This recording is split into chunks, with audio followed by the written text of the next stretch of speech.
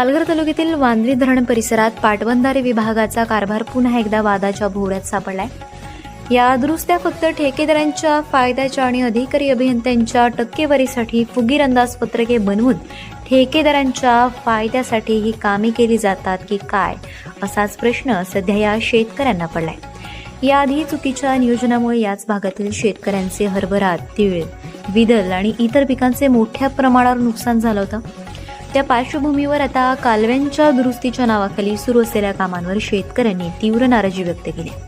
गाळाने भरलेले आणि फुटलेले सिमेंट पाईप न बदलता त्यावर थेट कॉन्क्रीट टाकलं जात असल्याने पाण्याचा प्रवाह अडवला जाईल आणि शेतीचे नुकसान होईल अशी भीती शेतकऱ्यांची आहे। भ्रष्टाचारासाठी ओळखला जाणारा पाटबंधारे विभाग अजूनही सुधारण्याचं नाव घेत नसल्याचा आरोप होतोय।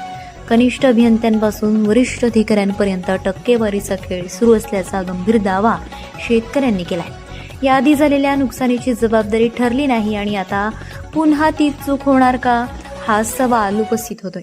प्रशासन यावर काय कारवाई करणार आणि शेतकऱ्यांना दिलासा मिळणार का, हे पाहणं महत्त्वाचं ठरणार आहे।